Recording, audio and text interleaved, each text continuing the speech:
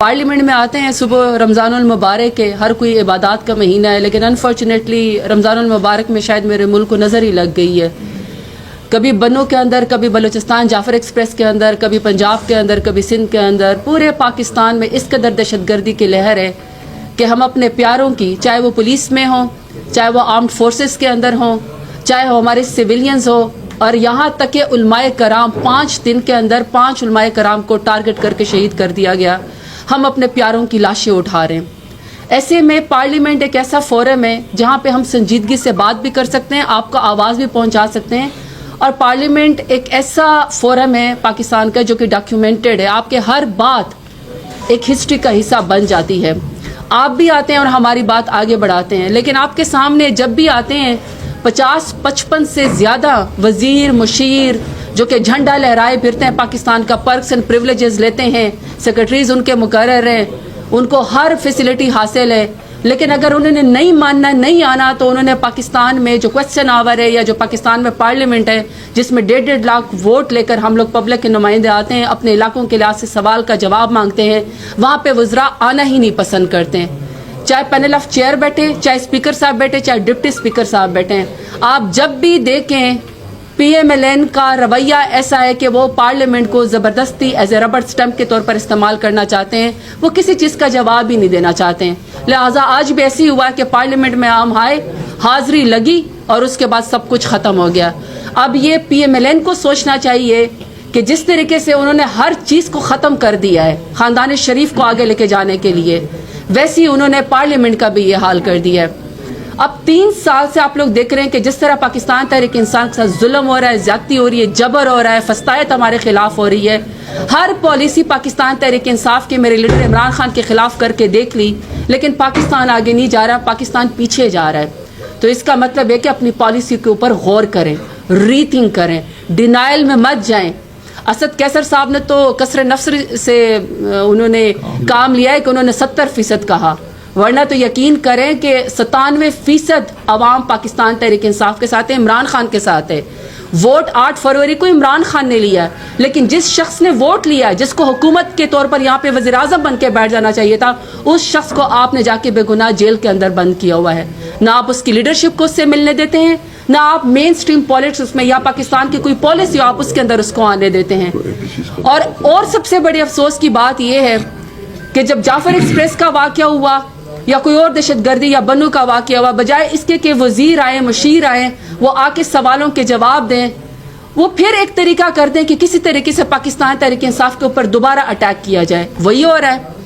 आप एक हफ्ते से देख लें कि दहशतगर्दी का जवाब देने के बजाय पाकिस्तान तहरीक इंसाफ को फिक्स करने की बात इनकी ख्वाहिश होती है, इनकी कोशिश होती है।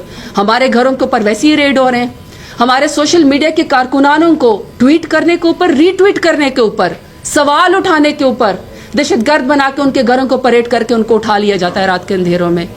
जिस मुल्क में सवाल करना जुर्म बन जाए, जिस मुल्क से आपकी क्रेडिबिलिटी को क्वेश्चन करना जुर्म बन जाए, जिस मुल्क में नजरिए का इख्तलाफ जो है वो जुर्म बन जाए, जिसमें नौजवानों को अब हथकड़ी जो है वो लगाते हैं, उस मुल्क के अंदर फिर कैसे हालात आगे जाएंगे।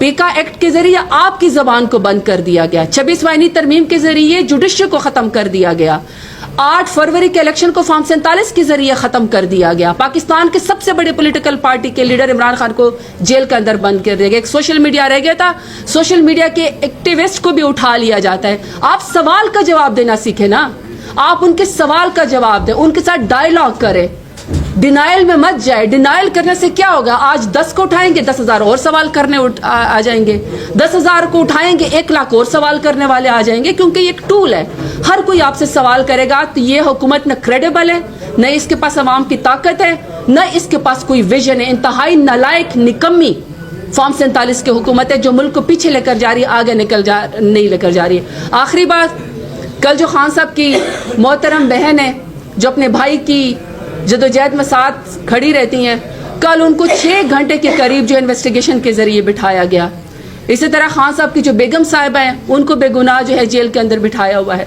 और ये बड़े अफसोस की बात है कि ना खान साहब को उनके बेटों से बात करने दी जाती है, ना उनकी फैमिली से मिलने दिया जाता है, और ना उनकी बेगम साहिबा से उनकी कोई खास मुलाकात कराई जाती है। सो ये बहुत सारी ऐसी बातें हैं جس میں پاکستان تحریک انصاف ہمیشہ صبر کا مظاہرہ کرتی ہے. ہم مین سٹریم پالیٹکس کرنا چاہتے ہیں, ہم ویژن کا ساتھ دینا چاہتے ہیں, لیکن انفارچونیٹلی اس حکومت کے پاس ویژن ہے نہیں, یہ آگے لے کر جا ہی نہیں سکتے.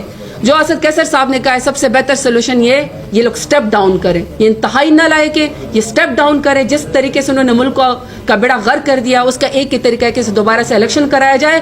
اور میں آپ کو یہ بھی بتا دوں, آپ جتنی دفعہ الیکشن کرائیں گے رزلٹ ایک ہی آئے گا کہ پاکستان تحریک انصاف جیتے گی, عمران خان ہی جیتے گا. ہم سمجھتے ہیں کہ یہ حکومت, جو ہمارا موقف ہے کہ یہ فارم 47 کی حکومت ہے, فارم 47 کی اسمبلی ہے, اور ان کو عوام کی مینڈیٹ حاصل ہی نہیں ہے.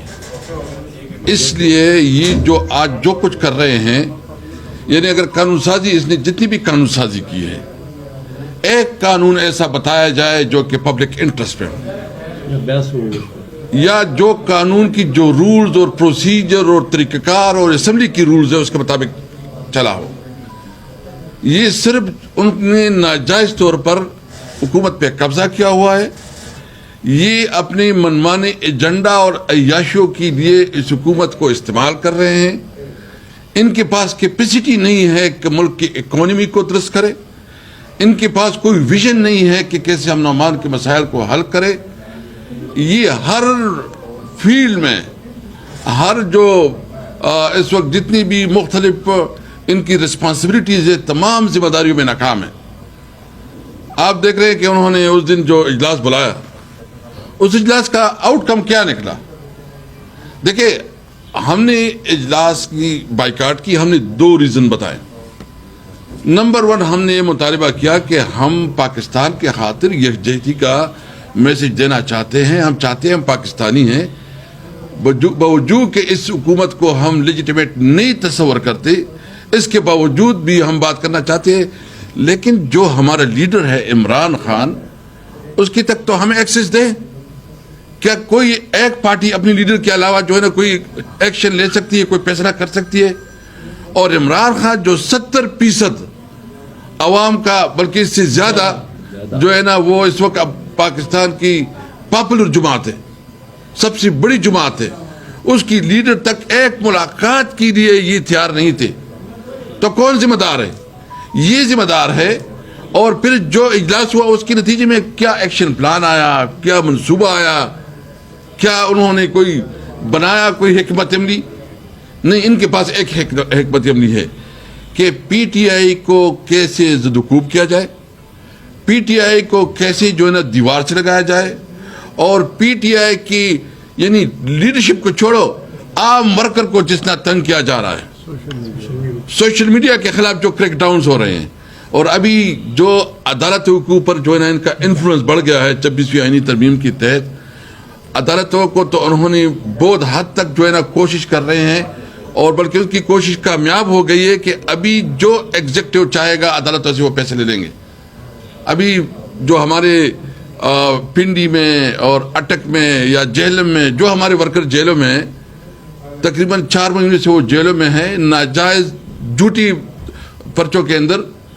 ابھی مزید جو ہے نا اس کے خلاف جو ہے نا اسلام آباد اور اس سے پرچیت کرائے جا رہے ہیں.